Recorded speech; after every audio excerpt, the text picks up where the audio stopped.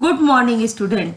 आज हम पढ़ेंगे स्पर्श भाग 1 का पहला चैप्टर धूल, जिसको रामविलास शर्मा ने लिखा है। रामविलास शर्मा जी का जन्म 1912 में हुआ था और उनकी मृत्यु 2000 में हुई थी। रामविलास शर्मा का जन्म उत्तर प्रदेश के उन्नाव जिले में हुआ था। अब आइए पढ़ते हैं इस पाठ को। धूल यानी मिट्टी। पहले मैं आपको बता दूं पूरे में लेखक ने क्या बताया है कि धूल का क्या महत्व है, क्या इम्पोर्टेंस है, और धूल को बहुत सारे लोग बेकार समझते हैं। उन्होंने तरह तरह के एग्जाम्पल दिए कि हीरा भी पहले क्या है, मिट्टी के अंदर से धूल में लिपटा ही रहता है, ठीक है, और उसकी चमक बाद में पता चलती है। तो उसी तरह उन्होंने इस पाठ को समझाया है। हिंदी कविता की सबसे सुंदर पंक्तियों में से एक यह है, जिसके कारण धूल भरे हीरे कहलाए। ठीक है, धूल भरे हीरे कहलाए। यहाँ पे वो किसकी बात कर रहे हैं? उन बच्चों की जिनको हम बोलते हैं ना कि ये तो मेरा हीरा है, ये तो मेरा लाल है, ठीक है, और वो बच्चे क्या करते हैं? मिट्टी में खेलते हैं। तो उन बच्चों की बात कर रहे हैं। हीरे के प्रेमी तो शायद उसे साफ सुथरा खरादा हुआ, आंखों में चकाचौंध पैदा करता हुआ देखना पसंद करेंगे। यानी जो लोग हीरे से प्रेम करते हैं, रियल हीरे, डायमंड से प्रेम करते हैं, वो क्या चाहते हैं कि वो साफ सुथरा खरादा हुआ और आंखों में चकाचौंध पैदा करता हुआ देखना पसंद करेंगे। यहाँ पे किसकी बात कर रहे हैं लेखक? उच्च वर्ग की। वो लोग अपने बच्चों को मिट्टी में नहीं खेलना पसंद करते हैं। वो क्या चाहते हैं कि उनके बच्चे साफ सुथरे हो, चमकते हुए दिखे, जैसा अपना डायमंड दिखता है। परंतु हीरे से भी कीमती जिस नयन तारे का जिक्र इस पंक्ति में किया गया है, वह धूल भरा ही अच्छा लगता है। हीरा जो डायमंड है, उससे भी कीमती किसको मान रहे हैं? उस बच्चे को जो अपनी माँ के लिए हीरे के समान है और वो धूल भरा ही अच्छा लगता है। जिसका बचपन गांव के गलियारे की धूल में बीता हो, वह इस धूल के बिना किसी शिशु की कल्पना कर ही नहीं सकता। यानी जिनका बचपन कहाँ बीता है? गांव में बीता है, वो लोग ऐसा कल्पना ही नहीं कर सकते हैं कि छोटे बच्चे के शरीर में धूल ना लगे। वो ऐसी कल्पना नहीं कर सकते हैं। फूल के ऊपर जो रेणु उसका श्रृंगार बनाती है, वही धूल शिशु के मुंह पर उसकी सहज पार्थिवता को निखार देती है। फूल के ऊपर जो रेणु मतलब धूल, उसका श्रृंगार बनाती है। फूल भी किसमें पैदा होता है? धूल में ही पैदा होता है ना, मिट्टी में ही पैदा होता है। और उसका धूल के ऊपर जो उसका श्रृंगार बनाती है, वही शिशु के मुंह पर उसकी सहज पार्थिवता को निखार देती है। जो बच्चा है उसकी पार्थिव मतलब सजीव, ठीक है, उसकी पार्थिवता को निखार देती है। आपने कृष्ण जी का देखा होगा, कृष्ण लीला, तो उसमें भी देखा होगा कि वो मिट्टी में खेल रहे हैं, मिट्टी खा रहे हैं, और लगभग बच्चे बचपन में मिट्टी खाते हैं। अभिजात वर्ग के प्रसाधन सामग्री में बड़े बड़े आविष्कार किए, लेकिन बाल कृष्ण के मुंह पर छाई हुई वास्तविक गोधूली की तुलना में वह सभी सामग्री क्या धूल नहीं हो गई? अभिजात वर्ग यानी उच्च वर्ग ने प्रसाधन सामग्री किसको कहते हैं? जो मेकअप का चीजें होती है ना, पाउडर, क्रीम, इसको बोलते हैं प्रसाधन सामग्री। तो उनका बहुत सारा आविष्कार किया, लेकिन जो कृष्ण के मुंह पे छाई हुई वास्तविक गोधूली यानी शाम के समय गायों के खुरों के पैर से जो उड़ने वाली धूल होती है, सभी जानवर शाम ढलते ही अपने घर को जाते हैं।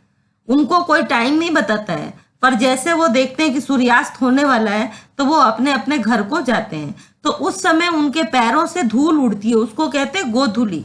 तो वो जो धूल उड़ती है और कृष्ण के मुंह पे लगती है, उसकी तुलना क्या करें? तुलना में वह सभी सामग्री क्या धूल नहीं हो गई? यानी बेकार नहीं हो गई। यानी जो इतना लोग मेकअप करके अपने आप को साज श्रृंगार करके बैठते हैं, उनसे ज्यादा सुंदर वो बाल कृष्ण यानी बचपन के कृष्ण का मुंह लगता है, जिसपे मिट्टी लगी हुई है। हमारी सभ्यता इस धूल के संसर्ग से बचना चाहती है। अब क्या हो गया है? जैसे जैसे शहरीकरण बढ़ रहा है, वैसे वैसे क्या हो रहा है? पहले लोग गांव में ही रहते थे, अगल बगल मिट्टी था, खेत था। अब क्या हो रहा है? शहरीकरण से सब जगह पे मिट्टी तो आपको कई जगहों पे देखने को भी नहीं मिलती है। सब अपार्टमेंट एक के बाद दूसरा, दूसरे के बाद तीसरा, और मकान बने होते हैं, यानी मिट्टी मिलती नहीं है। और बच्चों को खेलने के लिए जो नीचे उतरने का प्लेस होता है वो भी आप देखो तो उस पर कुछ पत्थर लगा है या सीमेंटेड प्लेस कर दिया जाता है। तो वो जो होती है, तो हमारी जो सभ्यता है वो क्या हो रही है, इस धूल के संसर्ग यानी इस धूल के साथ से बचना चाहती है। वो आसमान में अपना घर बनाना चाहती है, यानी जहां आप ऐसी जगहों पे घर लेते हो जहां कीचड़ ना हो, गंदगी ना हो, ठीक है, तो ऐसी आसमान में अपना घर बनाना चाहती है। इसलिए शिशु भोलानाथ से कहती है, यहाँ पे एक एग्जाम्पल लिया है बच्चे का उन्होंने और उसको नाम दिया है शिशु भोलानाथ। ये भोलानाथ यानी जो एकदम भोला है, उस भोले बच्चे से कहती है धूल से मत खेलो। अक्सर आप देखते होगे शाम के टाइम मम्मी चिल्लाती है कि बेटा बाहर मत जाना, धूल को हाथ मत लगाना, धूल से मत खेलना। तो बोलती है कि धूल से मत खेलो। भोलानाथ के संसर्ग से उसके नकली सलमे सितारे धुंधले पड़ जाएंगे। तो वो क्या कह रहे हैं कि भोलानाथ के, अगर भोलानाथ यानी जो भोला बच्चा है उसको धूल लग जाएगा तो जो उसने कपड़े पहने हैं, उसकी मम्मी ने नकली सलमे सितारे लगे हैं, वो क्या हो जाएगा, उसके संसर्ग से यानी कि उसके साथ मिलने से सलमे सितारे धुंधले पड़ जाएंगे यानी गंदे हो जाएंगे। जिसने लिखा था धन्य धन्य वे हैं नर मैले, जो करत गात कनिया लगाए धूर ऐसे लड़कन की। इसका मतलब होता है, इसके दो अर्थ हैं कि वो लोग धन्य है, वो नर धन्य है जो करत गात यानी शरीर, कन्या यानी गोद में, धूल से भरे हुए लड़के के शरीर को अपने गोद में उठा रहे हैं, वो लोग धन्य हैं। और फिर एक जगह ये जो वर्ड यूज कर दिया है मैले, उससे क्या होता है कि उसकी आगे लेखक बता रहे हैं, मैं वहां आपको समझाती हूँ। उसने भी मानो धूल भरे हीरो का महत्व कम करने में कुछ उठा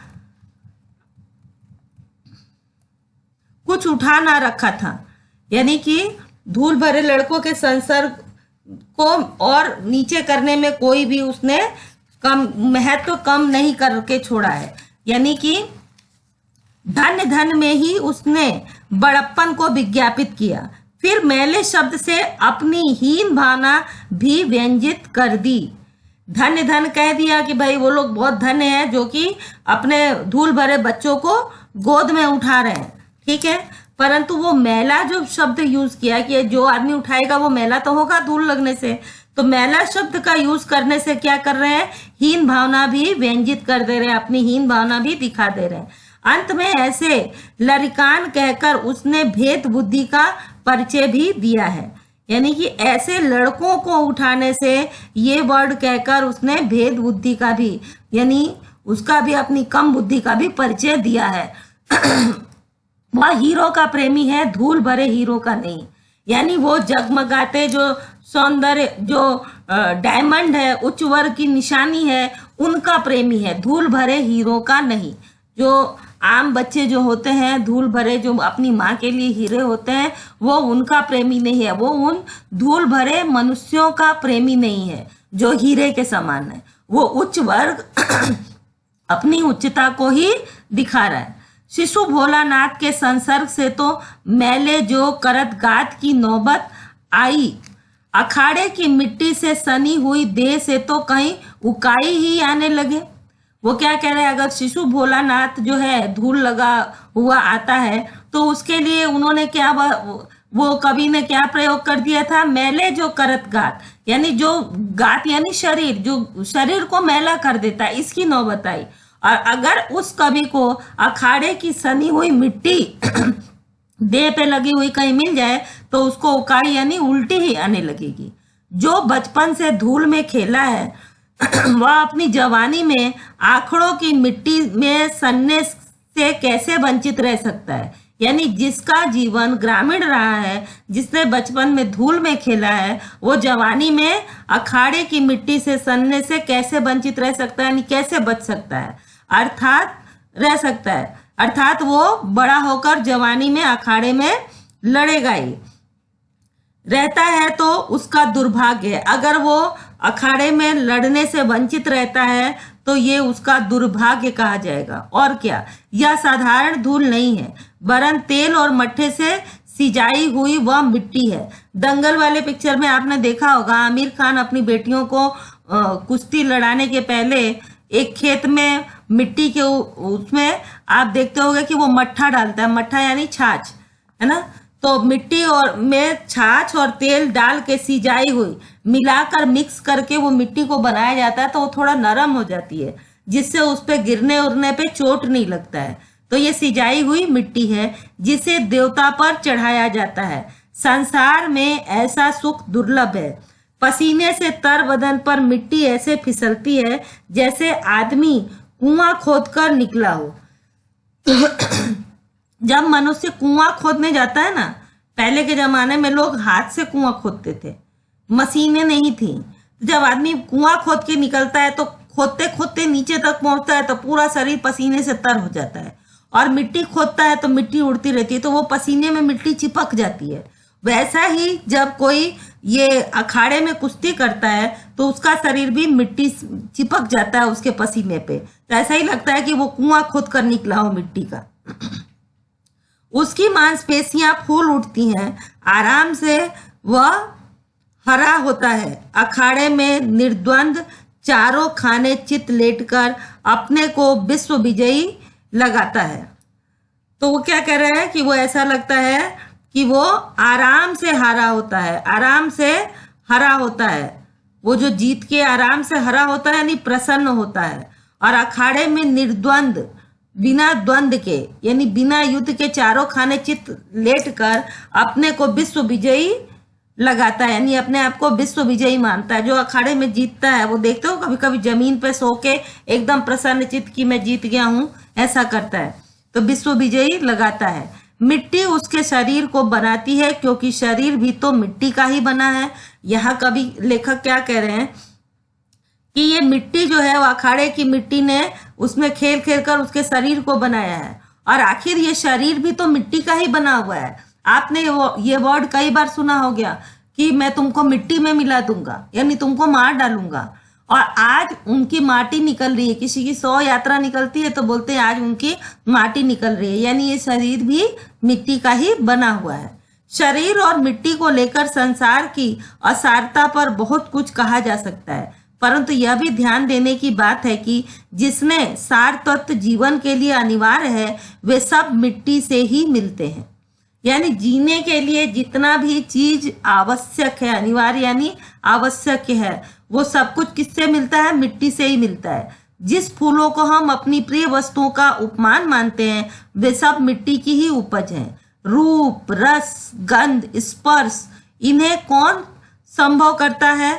माना कि मिट्टी और धूल में अंतर है, लेकिन उतना ही जितना शब्द और रस में, देह और प्राण में, चांद और चांदनी में। आप ये देख रहे हो जो उपमान दिया जा रहा है वो सब एक दूसरे के लिए। चांद रहेगा तभी तो उसकी चांदनी रहेगी, देह है तो ही उसके अंदर प्राण है, ठीक है, प्राण से ही वो देह सजीव होता है, चांदनी से ही चांद की विशेषता है, और शब्द है उस शब्द में रस है। उसी तरह मिट्टी और धूल का संबंध है। मिट्टी की आभा का नाम धूल है और मिट्टी के रंग रूप की पहचान उसकी धूल से ही होती है। मिट्टी की आभा का नाम धूल है, ठीक है। मिट्टी जो होता है, मिट्टी कहते ही आपके दिमाग में जो चित्र आता है वो क्या है? मिट्टी की आभा का नाम ही धूल है और मिट्टी के रंग रूप की पहचान उसकी धूल से ही होती है। ग्राम भाषाएं अपने सूक्ष्म बोध से धूल की जगह गर्द का प्रयोग कभी नहीं करती। सूक्ष्म बोध यानी छोटी सोच, छोटा ज्ञान, ठीक है। वो क्या कहते हैं? ग्राम भाषाएं, जो ग्राम की भाषाएं हैं वो अपने सूक्ष्म बोध से धूल की जगह गर्द का प्रयोग कभी नहीं करती।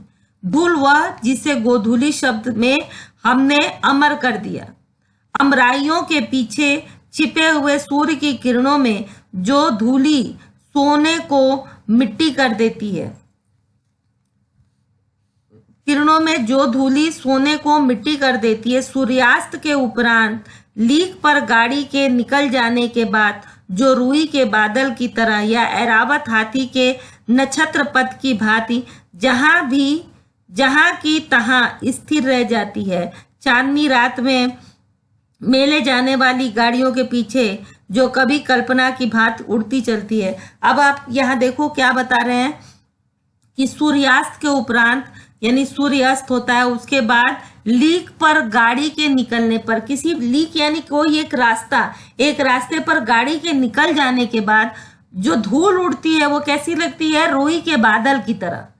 जो कच्चे रास्ते हैं उस पर से गाड़ी निकलती है तो आप देखते हो ना, धूल उड़ता है, पूरा वाइट वाइट दिखता है, तो वो एक रुई के बादल की तरह लगती है। ऐरावत हाथी के नक्षत्र पथ की भांति, ऐरावत हाथी सफेद रंग का होता है और वो चल रहा हो तो जैसे दिखता है ना, तो वैसा दिख रहा है, जहां की तहां स्थिर रह जाती है। चांदनी रात में मेले जाने वाली गाड़ियों के पीछे, यानी चांदनी रात में जो लोग मेले जाते हैं तो उनके गाड़ियों के पीछे जो धूल उड़ती है तो कभी कल्पना की भांति उड़ती चलती है, कभी ऐसी कल्पना करते हैं कि वो उड़ती चल रही है।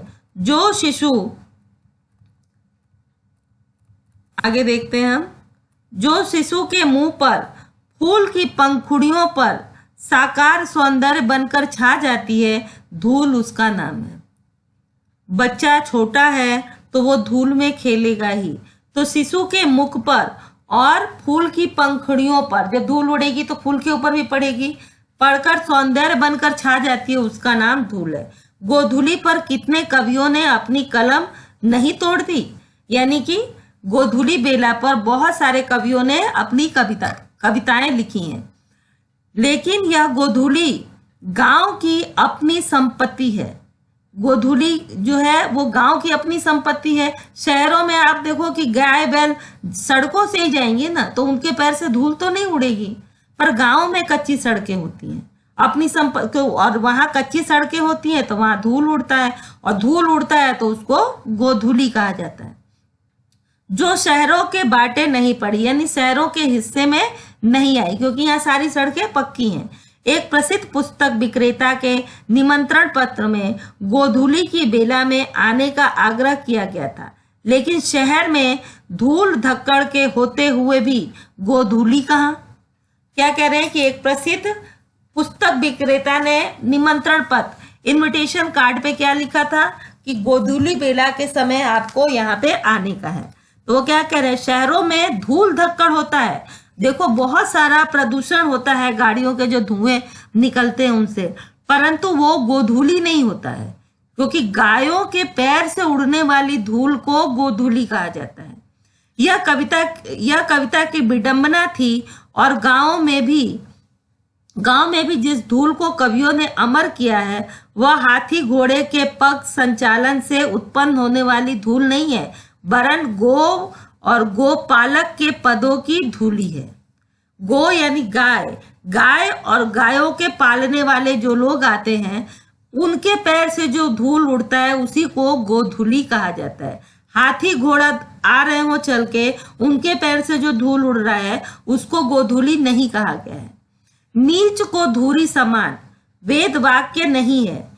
नीच को धूरी समान मतलब जो नीच है ना उसको धूल के समान समझो, ये वेद वाक्य नहीं है। यहाँ पर धूल का महत्व क्या बताया गया, एकदम निम्न। सती उसे माथे से, योद्धा उसे आंखों से लगाता है। यूलिसिस ने प्रवास से लौटने पर इथाक की धूली चूमी थी। यूक्रेन के मुक्त होने पर एक लाल सैनिक ने उसी श्रद्धा से वहां भी धूल का स्पर्श किया था। श्रद्धा, भक्ति, स्नेह इसकी चरम व्यंजना के लिए धूल से बढ़कर और कौन साधन है। वो क्या कह रहे हैं, ये नीच को धूरी समान कह के धूल को भी निम्न कर दिया है, तो धूल इतना निम्न नहीं है। एक सती जो है वो क्या करती है, उसको अपने माथे से लगाती है। योद्धा उसे अपने आंखों से लगाता है। भारत देश की मिट्टी के लिए ही हमारे सैनिक जो है बॉर्डर पे मरते हैं, ठीक है। और यहाँ पे एग्जाम्पल दिया है कि यूलिसिस ने प्रवास से लौटकर, प्रवास यानी जब आदमी बाहर जाता है वहां से लौटकर आया तो इथाक की धूली चूमी थी। तो उन सबका बता रहा है कि उन लोगों ने चूमा था, और ये धूल के समान नहीं है। इसका महत्व क्या है, बहुत बड़ा है। यहाँ तक कि घृणा, असूया यानी ईर्ष्या आदि के लिए भी धूल चाटने, धूल झाड़ने आदि की क्रियाएं प्रचलित हैं। घृणा के लिए भी कि भाई हम तुमको धूल चटा देंगे, यानी तुमको हरा देंगे, ठीक है। धूल झाड़ने यानी ईर्ष्या होती है कि भाई उससे मुझे चिढ़ है, तो धूल झाड़ने आदि की क्रियाएं प्रचलित हैं। धूली धूली, धुरी आदि की व्यंजनाएं अलग अलग हैं। ठीक है, व्यंजना किसको कहते हैं? जो शब्दों का अर्थ विशेष अर्थ में बताते हैं, अलग शब्द के अर्थ से अलग अर्थ की अभिव्यक्ति कराते हैं, उसे कहते हैं व्यंजना है।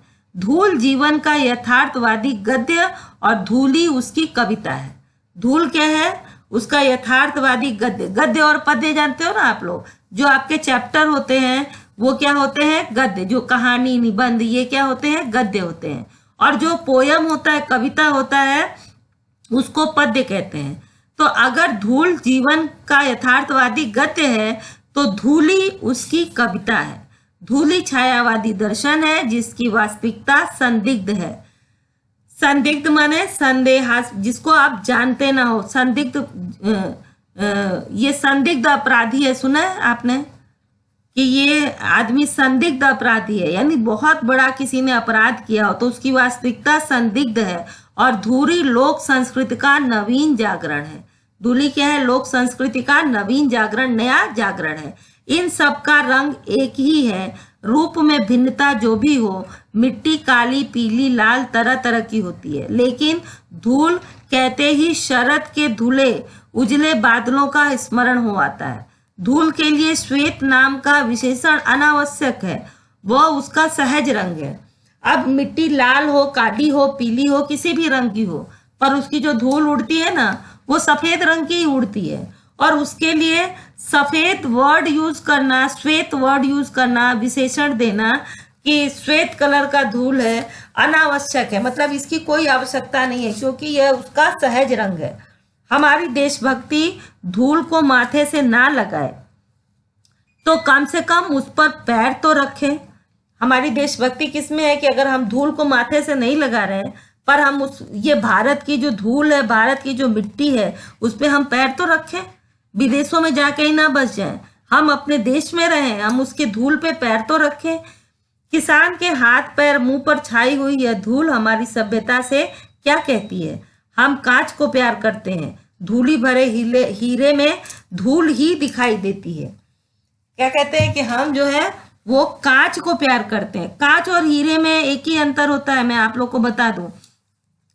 कांच भी चमकता है और हीरा भी चमकता है, परंतु कांच के ऊपर आप हथौड़े से चोट मारोगे ना, कांच का जो नग है या वो उस पे हथौड़े से आप चोट मारोगे तो वो टूट जाएगा, परंतु हीरे पे कितने भी हथौड़े मारोगे वो टूटेगा नहीं। यही अंतर होता है कांच और हीरे में। तो क्या कह रहे हैं? हम कांच को प्यार करते हैं। धूली भरे हीरे में धूल ही दिखाई देती है। जो हीरा धूल में भरा हुआ है उसमें ऊपर से सबको धूल ही दिखाई देती है। भीतर की कांति आंखों से ओझल होती है, यानी आंखों को नहीं दिखती है। हीरा भी जब निकलता है ना, कोयला और हीरा एक ही खान में होते हैं, और जब उसको एक तरह का कार्बन ही होता है, बाद में उसको तराश के चमकीला बनाया जाता है तो उसका महत्व हो जाता है। तो वो जो उसके अंदर की कांति होती है वो आंखों से ओझल होती है, आंखों से दिखती नहीं है। ओझल यानी कि आंखों से दूर हो। लेकिन ये हीरे अमर है और एक दिन अपनी अमरता का प्रमाण भी देंगे। यहाँ उन्होंने हमारे धूल से भरे हुए जो बच्चे हैं उनकी बात की है कि ये जो हीरे हैं वो धूल से भरे हुए, उसके बाहर आपको सिर्फ अभी धूल से लिपटे तो धूल ही दिख रहा है, पर उसके अंदर की जो कांति है वो अभी आपके आंखों से ओझल है। और एक दिन ये अपनी अमरता का प्रमाण भी देंगे, यानी ये कितने अमर हैं उस चीज को भी बताएंगे। अभी तो उन्होंने अटूट होने का ही प्रमाण दिया है, यानी कि जिसको मारो तो वो टूटे नहीं। हीरा वही घन चोट न टूटे, हीरा वही है जो मारने से टूटे नहीं। ठीक है, वे उलट कर चोट भी करेंगे। जो हमारे हीरे हैं, हमारे जो देश के नौजवान हैं, जो बच्चे हैं, वो सिर्फ मार खाने से टूटेंगे नहीं, और एक दिन ऐसा आएगा कि वे उलटकर चोट भी करेंगे, और तब कांच और हीरे का भेद जानना बाकी ना रहेगा। तब हम हीरे से लिपटी हुई धूल को भी माथे से लगाना सीखेंगे। इस वीडियो में सिर्फ इतना ही। आशा है कि आप सबको ये पार्ट समझ में आ गया होगा।